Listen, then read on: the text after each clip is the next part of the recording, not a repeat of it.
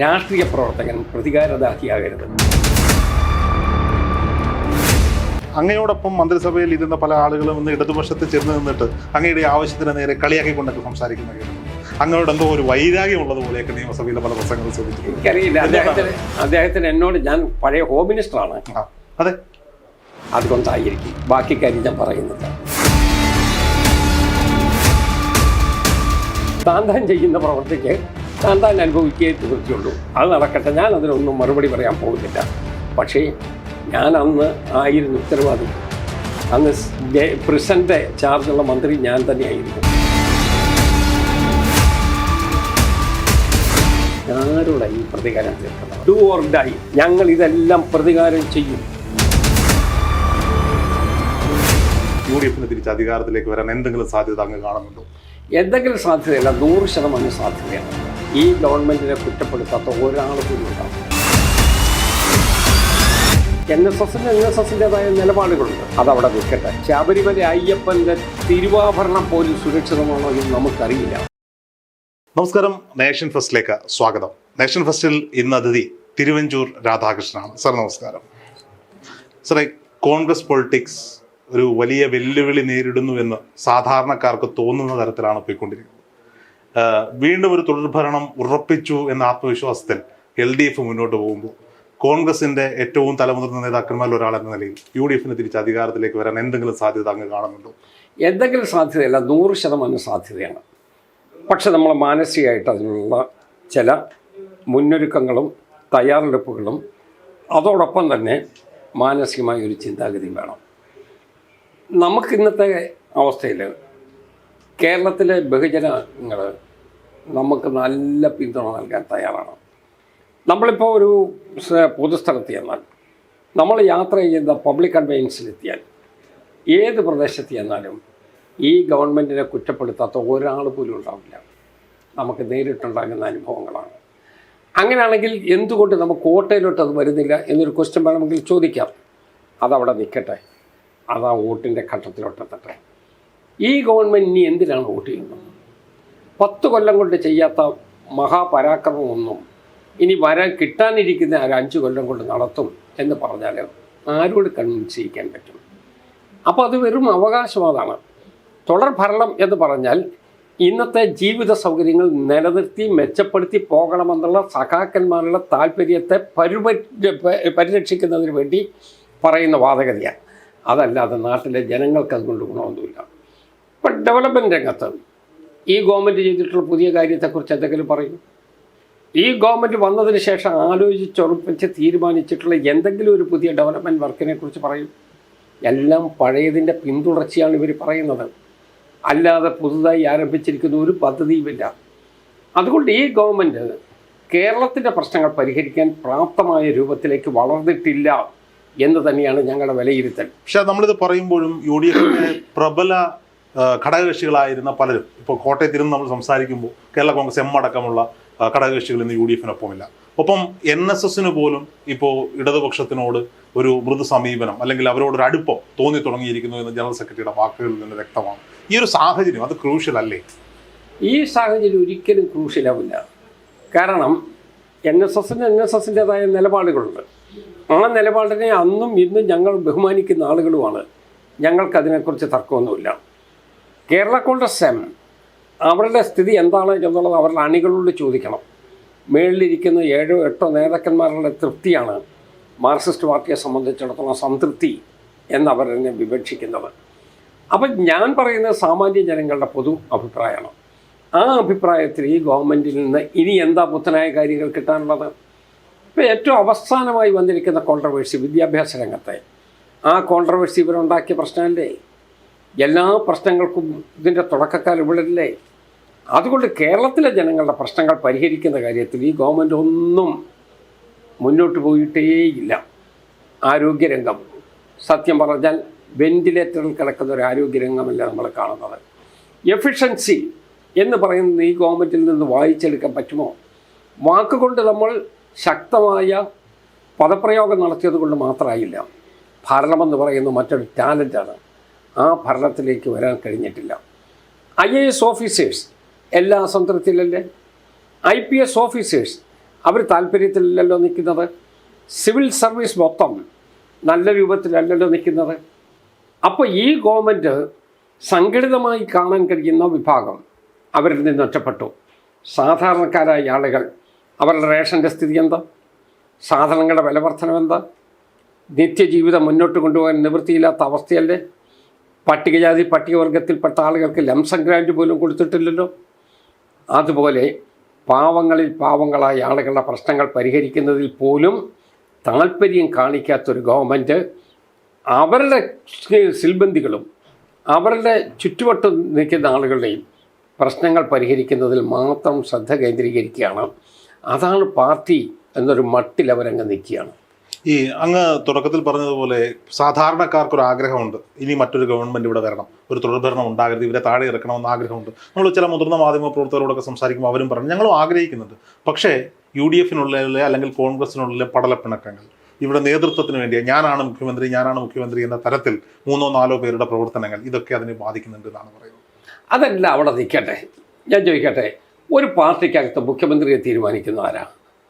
പത്രപ്രസ്താവന നടത്തിയ അല്ല, സോഷ്യൽ മീഡിയയിലൂടെയാണ്. അല്ല, അത് തീരുമാനിക്കുന്ന സിസ്റ്റം ഏത് പാർട്ടിക്കകത്തുമുണ്ട്. ഇന്ത്യൻ നാഷണൽ കോൺഗ്രസിനകത്തെ ആ സിസ്റ്റം സ്വാഭാവികമായി ഹൈക്കമാൻഡിൻ്റെ ഇംഗിതമനുസരിച്ചല്ലേ വരൂ. അപ്പോൾ അതുകൊണ്ട് ഇവിടെ ഈ വർത്തമാനം പറയുന്നതിൽ കഥയുണ്ടോ? അപ്പോൾ അതൊക്കെ അതിൻ്റേതായ മാർഗത്തിലേ വരൂ. എന്നെപ്പോലുള്ള ആളുകൾ ആലോചിക്കുന്നത് ആര് മുഖ്യമന്ത്രി എന്നുള്ളതല്ല, 72 സീറ്റ് നമുക്ക് കരസ്ഥമാക്കിയതിന് ശേഷം ബാക്കിയുള്ള കാര്യങ്ങളെക്കുറിച്ച് പറയാം. അങ്ങനെ 72 സീറ്റാണോ ലക്ഷ്യം വെക്കുന്നത്? പ്രതിപക്ഷം 100 സീറ്റ് എന്നാണ് പറയുന്നത്. അല്ല, 72 സീറ്റ് ഉണ്ടെങ്കിലേ മജോറിറ്റിയിലൊട്ടെത്തൂ. അതെ, ആ മജോറിറ്റി കിട്ടാതെ മറ്റൊന്നും പറയുന്നതിൽ കഥയില്ലല്ലോ. അതിൻ്റെ ഹയസ്റ്റ് ടാർഗറ്റ് എന്നുള്ള തെറ്റിദ്ധാരണ വേണ്ട, അത് മിനിമമാണ്. ആ മിനിമം ഉണ്ടെങ്കിലേ നമുക്ക് കേരളത്തിൽ ഭരണത്തിലേക്ക് എത്താൻ പറ്റും. അതേസമയം ഭരണം തുടരണമെന്ന് വരികിൽ അവിടെയാണ് ഈ പറയുന്ന 100 സീറ്റൊക്കെ വരുന്നത്. അത് ട്രെൻഡ് അനുസരിച്ച് വരും. കേരളത്തിലെ ആ ട്രെൻഡ് നമുക്ക് അനുകൂലമായി വരുമെന്ന് എനിക്ക് നല്ല കൃത്യതയുണ്ട്. ആ ജനങ്ങളുടെ മനോഭാവം കാണുമ്പോൾ നമുക്ക് വായിച്ചെടുക്കാം. പക്ഷേ ലോക്സഭാ തെരഞ്ഞെടുപ്പോടുകൂടി 20% വോട്ട് ഷെയർ ഉയർത്തിയ BJP നമ്മൾ ഭയപ്പെടേണ്ടതില്ലേ? വലിയ രീതിയിലുള്ള ഫണ്ട് ഒഴുക്കുന്നുണ്ട് അവർ, സോഷ്യൽ മീഡിയയിലും സാധാരണക്കാർക്കിടയിലും. 2.5 കോടി രൂപ വരെയാണ് ഒരു മാസം ഒരു സംസ്ഥാന പാർട്ടി ചിലവാക്കുന്നതെന്ന് പറയുമ്പോൾ അത് ഭയപ്പെടേണ്ടതല്ലേ കോൺഗ്രസിനെ സംബന്ധിച്ചിടത്തോളം? ഞാൻ പറയാം, പണം ഒഴുക്കി ഒരു സംസ്ഥാനത്തിൻ്റെ ഭരണം പിടിക്കാൻ പറ്റുമോ? പണം മാത്രമാണ് ഞങ്ങളുടെ ഒരു ആയുധം. ജനങ്ങളെ ഇൻഫ്ലുവൻസ് ചെയ്യാൻ പറ്റും. അല്ല, പണം മാത്രമാണ് ഞങ്ങളുടെ ഒരു ആയുധം എന്നുള്ള നിലയിൽ ഒരു പാർട്ടിക്ക് നിൽക്കാൻ പറ്റുമോ? ജനങ്ങളാണ് ഞങ്ങളുടെ ആയുധം. അവരുടെ ഇംഗിതമാണ് നമ്മൾക്ക് ഉള്ള മാർഗരേഖ. അവർ പറയുന്നതാണ് ഞങ്ങളെ സംബന്ധിച്ചിടത്തോളം വേദവാക്യം. ഞങ്ങൾ അതനുസരിച്ച് മുന്നോട്ട് പോകുന്നവരാണ്. ഓക്കെ, ഈ BJP ഒരു വിധത്തിലും UDF അല്ലെങ്കിൽ കോൺഗ്രസ് പേടിക്കുന്നില്ല എന്ന് തന്നെയാണ്? അതല്ല, BJP ഒരു മൂന്നാമത്തെ ഒരു ഫോഴ്സ് ആകാൻ ശ്രമിക്കുന്നുണ്ട്. പക്ഷേ കേരളത്തിൻ്റെ ഘടനയനുസരിച്ച് അത് എത്രമാത്രം വിജയകരമാകും എന്നുള്ളത് കണ്ടറിയാനേ പറ്റൂ. ഈ ഇലക്ഷൻ അടുക്കുന്ന സമയമാണ്, അതായത് ത്രിതല പഞ്ചായത്ത് തെരഞ്ഞെടുപ്പുള്ള നോട്ടിഫിക്കേഷൻ അടുത്ത മാസത്തോടുകൂടി വരും. പിന്നീട് നിയമസഭാ തെരഞ്ഞെടുപ്പിൻ്റെ കാലഘട്ടമാവുകയാണ്. ആ സമയമാകുമ്പോഴേക്ക് ശബരിമലയെ ഒന്ന് ഒരുക്കിയെടുത്ത് പിണറായി വിജയൻ നേതൃത്വത്തിൽ ദേവസ്വം ബോർഡിൻ്റെ ലേബലൊക്കെ പറഞ്ഞുകൊണ്ട് ഒരു അയ്യപ്പ സംഗമം നടത്തുന്നു. ഇതിനെ വർഗീയമായി ഉപയോഗിച്ചുകൊണ്ട് ഇപ്പോഴത്തെ സംഘപരിവാർ ശക്തികൾ ശക്തിപ്പെടുത്തുകയാണ്. ഇവർ തെരഞ്ഞെടുപ്പിനെ നേരിടാനുള്ള എല്ലാ അജണ്ടകളും സെറ്റാണ്. ന്യൂനപക്ഷ സമ്മേളനം നടത്താൻ പോകുന്നു. പക്ഷേ കോൺഗ്രസിൻ്റെ ഭാഗത്ത് നിന്ന് അത്തരത്തിലൊന്നും കാണുന്നില്ല. അല്ല, ഇവരിപ്പം തെരഞ്ഞെടുപ്പിന് വേണ്ടിയുള്ള അവരുടെ പ്രിപ്പറേഷനിലെ ആദ്യത്തെ കാര്യം അയ്യപ്പ സംഗമമല്ലേ? അതെ. ഇനി അയ്യപ്പനെ കുറിച്ച് പഴയതുപോലെ അവർ പറയുമോ? അവിടുന്ന് പോയ സ്വർണ്ണപ്പാളിയാണ് ജനങ്ങൾ തപ്പി നടക്കുന്നത്. ഈ കള്ളന്മാരെ ഒളിപ്പിച്ചത് ആര് എന്നുള്ള ചോദ്യത്തിന് ഉത്തരം പറയേണ്ടി വരും. 4.5 കിലോ സ്വർണം നഷ്ടപ്പെട്ടു പോയി എന്നുള്ളതാണ് കണക്ക്. ഞങ്ങൾ നിയമസഭയിൽ അടിയന്തര പ്രമേയം കൊണ്ടുവന്നു. ഞാനാണ് അടിയന്തര പ്രമേയത്തിന് നോട്ടീസ് കൊടുത്തത്. സ്പീക്കർ പറഞ്ഞത് എന്താണെന്നറിയാമോ? ഇത് കോടതിയിൽ കേസുള്ളത് കൊണ്ട് ഇത് നിയമസഭയിൽ പറയാൻ പറ്റുകയില്ലെന്ന്. കോടതിയിലെങ്ങനെ കേസെത്തിയ? സിയോമോട്ടോ കേസെടുത്തതാണ്. കോടതി സിയോമോട്ടോ കേസെടുത്തതാണ്. അത് ഗവൺമെൻറ് പരാതിപ്പെട്ടിട്ടല്ല, ദേവസ്വം ബോർഡ് പരാതിപ്പെട്ടിട്ടല്ല. ഇത് തെറ്റാണെന്നും അനീതിയാണെന്നും കോടതിക്ക് ബോധ്യപ്പെട്ടത് കൊണ്ട് കോടതി സിയോമോട്ടോ കേസെടുത്താണ്. ആ സിയോമോട്ടോ കേസെടുത്ത ഒരു കാര്യത്തെക്കുറിച്ച്, കോടതി പോലും കുറ്റപ്പെടുത്തുന്ന രൂപത്തിലേക്ക് വന്നൊരു കാര്യത്തെക്കുറിച്ച് നിയമസഭയിൽ ചർച്ച ചെയ്യരുത് എന്ന് പറയുന്നത് ആരുടെ താല്പര്യം പരീക്ഷിക്കാനാണ്? അപ്പോൾ ഇത് താല്പര്യം, ഇതിനകത്ത് ഇൻട്രസ്റ്റഡ് കക്ഷികളുണ്ട്, അവരുടെ താല്പര്യങ്ങൾ പരീക്ഷിക്കാൻ വേണ്ടിയാണ്. അത് ജനങ്ങൾക്ക് കൃത്യമായിട്ടറിയാം, അവർക്കൊക്കെ ബോധ്യപ്പെട്ടിട്ടുണ്ട്. ഇപ്പോൾ ശബരിമല അയ്യപ്പൻ്റെ തിരുവാഭരണം പോലും സുരക്ഷിതമാണോ എന്ന് നമുക്കറിയില്ല. അല്ല, അത് പന്ത്രണ്ടിരിക്കുന്നതുകൊണ്ട് ചിലപ്പോൾ സുരക്ഷിതമായി. അതറിയില്ല, നമുക്കറിയില്ല. അത് സുരക്ഷിതമാകണം. ഞാൻ പറയും, ഇങ്ങനെ ഇവിടെ കാട് കയറി ഇളകി മറിയുന്നത് പോലെ കുറേ കൊള്ളക്കാർക്ക് വേണ്ടി ശബരിമല തുറന്നു കൊടുക്കാമോ? ചെയ്യരുതല്ലോ, ഒരു ഗവൺമെൻറ്റും ചെയ്യരുത്. അതാണ് ഇവിടെ നടന്നുകൊണ്ടിരിക്കുന്നത്. ഈ യൂത്ത് കോൺഗ്രസിൻ്റെ ഒരു നേതാവിനെ പോലീസുകാർ മർദ്ദിച്ചതിൻ്റെ CCTV ദൃശ്യങ്ങൾ വർഷങ്ങൾക്ക് ശേഷം പുറത്തു വന്നു. പോലീസിനെതിരെ നടപടി വേണമെന്ന് പറഞ്ഞ് വലിയ രീതിയിലുള്ള സമരങ്ങൾ നടന്നു. നിയമസഭയിൽ വലിയ ചർച്ചകളായി. പക്ഷേ ആ പോലീസുകാർക്ക് സസ്പെൻഷൻ അപ്പുറത്തേക്ക് യാതൊരുവിധമായ നടപടികളും പോലീസിൻ്റെ ഭാഗത്തുണ്ടായിട്ടില്ല. അങ്ങ് മുൻ ആഭ്യന്തര വകുപ്പ് മന്ത്രി കൂടിയായിരുന്നു. ആ വിഷയത്തിൽ അത് ഒരു യൂത്ത് കോൺഗ്രസ് നേതാവ് എന്നുള്ളതല്ല, DYFI-കാരന്, RSSകാരന്, സാധാരണക്കാരന്, പൊതുപ്രവർത്തകന് എല്ലാവർക്കും വലിയ മർദ്ദനമുറകൾ നിൽക്കേണ്ടി വരുന്ന ഒരു അവസ്ഥയിലേക്ക് ആഭ്യന്തര വകുപ്പ് പോലീസ് സംവിധാനം പോയി എന്ന് റിപ്പോർട്ടുകൾ. നീതിക്ക് വേണ്ടി കേഴുക എന്നുള്ളതാണ് ഇപ്പോൾ ഇവിടെ നടന്നുകൊണ്ടിരിക്കുന്നത്. ആരാ ചെയ്യുന്നത് എന്നുള്ളതാണ് നോക്കുന്നത്. ഇവിടെ ഈ ഭരണത്തെ സഹായിക്കുന്നവരാണെങ്കിൽ അവരെന്ത് അനീതി ചെയ്താലും ശരി കണ്ടടച്ചു കളയും. സത്യം വെട്ടിത്തുറന്ന് പറഞ്ഞാൽ ഈ ഭരണത്തെ എതിർക്കുന്നവരാണെങ്കിൽ അവർക്കെതിരെ കേസെടുക്കും. കേരളത്തിൽ ഇവിടെ പോലീസ് രജിസ്റ്റർ ചെയ്തിട്ടുള്ള കേസുകളുടെ എണ്ണം എടുത്ത് നോക്കൂ. അതിനകത്ത് പൊളിറ്റിക്കലി മോട്ടിവേറ്റഡ് ആയിട്ടുള്ള കേസുകളല്ലേ, ഗവൺമെൻറ്റിൻ്റെ അധികൃതരെ വിമർശിച്ചതിൻ്റെ പേരിലുള്ള കേസുകളല്ലേ. ഒരു സമരം ചെയ്യാൻ പോലും പ്രതിപക്ഷത്തെ അനുവദിക്കാറില്ലായിരുന്നല്ലോ. അതിനു മുമ്പിൽ ഇവിടെ വീഡിയോഗ്രാഫേഴ്സിനെ വിട്ട് പ്രസംഗത്തിൻ്റെ എല്ലാ ഭാഗങ്ങളും റെക്കോർഡ് ചെയ്ത് പോക്കറ്റിലാക്കുന്ന ഒരു സംഘം ആളുകളെ ഇറക്കി ഇവർ പ്രതിപക്ഷത്തിനുള്ള എല്ലാ സ്വാതന്ത്ര്യവും അവകാശവും തകർക്കുകയല്ലേ. അതല്ലേ നമ്മുടെ നാട്ടിൽ നടന്നുകൊണ്ടിരിക്കുന്നത്. ഈ കോൺഗ്രസിൻ്റെ അച്ചടക്ക സമിതിയുടെ ഉത്തരവാദിത്തമുള്ള ആളെന്ന നിലയിൽ ഞാൻ ചോദിക്കട്ടെ, ഇപ്പോൾ രാഹുൽ മാങ്കൂട്ടത്തിലുമായി ബന്ധപ്പെട്ട് ഉയർന്ന വിവാദങ്ങൾ സ്വാഭാവികമായിട്ടും സാധാരണക്കാരായ അടിത്തട്ടിലുള്ള പ്രവർത്തകരോട് സംസാരിക്കുമ്പോൾ അവർ മനസ്സിലാകുന്നുണ്ട് അയാൾക്കൊരു ചെറിയ തെറ്റ് പറ്റിയെങ്കിലും പാർട്ടി കൂടെ നിന്നില്ല, അയാൾ പാർട്ടിക്ക് വേണ്ടി സംസാരിച്ച ആളാണ്, പാർട്ടിക്ക് വേണ്ടി ജീവിച്ച ആളാണ്, അയാളെ പാർട്ടി സംരക്ഷിച്ചില്ല എന്നൊരു ആക്ഷേപം പല സാധാരണക്കാരായ പ്രവർത്തകരും സോഷ്യൽ മീഡിയയിലും അല്ലാതെയുമൊക്കെ നമ്മൾ ഈ പബ്ലിക് ഒപ്പീനിയനൊക്കെ എടുക്കുമ്പോൾ പറയാറുണ്ട്. അതിനെക്കുറിച്ച് അങ്ങയുടെ അത് പാർട്ടി കൺസിഡർ ചെയ്തുകൊണ്ടിരിക്കുന്ന ഒരു കേസാണ്. അച്ചടക്ക സമിതിക്ക് റെഫർ ചെയ്യാത്തൊരു കേസുമാണ്. അതുകൊണ്ട് ഞാൻ പ്രമച്ചുറായിട്ടൊരു അഭിപ്രായം പറയുന്നത് ശരിയല്ല. ശരി, രാഹുൽ മാങ്കൂട്ടത്തിൽ മാറിയപ്പോൾ ഒഴിച്ചിട്ട യൂത്ത് കോൺഗ്രസ് സംസ്ഥാന അധ്യക്ഷൻ്റെ ഒരു പോസ്റ്റ് ഉണ്ട്. ഈ സമയമാണ് യുവജന സംഘടനകളെ ഉണർത്തി നിർത്തേണ്ടത് പാർട്ടി. നാഥനില്ല കളരിയായി യൂത്ത് കോൺഗ്രസ് മാറും. ആ വിഷയത്തിലെങ്കിലും പാർട്ടിക്ക് കൃത്യമായൊരു നിലപാടുണ്ടാവും. ഇപ്പോൾ പാർട്ടി ഹൈക്കമാൻഡ് അതിനെക്കുറിച്ചുള്ള പ്രോസസ്സിലാണ് നിൽക്കുന്നതെന്നാണ് ഞാൻ മനസ്സിലാക്കുന്നത്. ആ പ്രോസസ്സ് പൂർത്തിയായാൽ ഉടനെ പുതിയ പ്രസിഡന്റിനെ അനൗൺസ് ചെയ്യും. മാത്രമല്ല, അത് കൈകാര്യം ചെയ്ത പാർട്ടിക്കകത്തെ യുവജന വിഭാഗത്തിൽപ്പെട്ട ആളുകളല്ലേ. ഞാനപ്പോൾ അതിനകത്ത് ഒരു താല്പര്യത്തിനും താല്പര്യക്കുറവിനും പോയി നിൽക്കുന്നത് ശരിയല്ല. ഓക്കെ, അങ്ങയുടെ മണ്ഡലത്തിലേക്ക് വന്നാൽ കോട്ടയത്തിൻ്റെ സമഗ്ര വികസനത്തിന് വേണ്ടിയിട്ടാണ് അങ്ങ് പ്രവർത്തിക്കുന്നത്. പക്ഷേ കോട്ടയത്തിൻ്റെ അങ്ങയുടെ ഒരു സ്വപ്നം ഇപ്പോഴും പാതി വഴിയിൽ അവിടെ ഉപേക്ഷിക്കപ്പെട്ട നിലയിൽ നിൽക്കുന്നുണ്ട്. ഒരു സ്വപ്നം മാത്രമല്ല, ഈ ഗവൺമെൻറ് വന്നതിന് ശേഷം എൻ്റെ എല്ലാ സ്വപ്നവും തല്ലിക്കെടുത്ത് അവർ ചെയ്തുകൊണ്ടിരുന്നത്. ഒരു മീനച്ചിലാറ്റി കുറുകെ ഒരു റെഗുലേറ്റർ കം ബ്രിഡ്ജ് പണിയുന്നതിന് വേണ്ടി 6 തൂണ് പഴുത് കെടുഞ്ഞു. അപ്പോൾ ഗവൺമെൻറ് പോയി, അതോടുകൂടി മറ്റ് 6 തൂണ് പോയി. ഞാൻ ചോദിച്ചു, ഏതെങ്കിലും ഒരു ഗവൺമെൻറ് ചെയ്യുമ്പോൾ ഇത് റെഗുലേറ്റർ കം ബ്രിഡ്ജാണ്, എല്ലാവർക്കും ഗുണമുള്ളതാണ്. 6 തൂണ് പണിത് വെച്ചു, അത് 6ൻ്റെ നടുക്ക് നിൽക്കുകയാണ്. ബാക്കിയുള്ള ഭാഗം പൂർത്തിയാക്കുകയില്ല, അതവിടെ നിൽക്കുകയാണ്.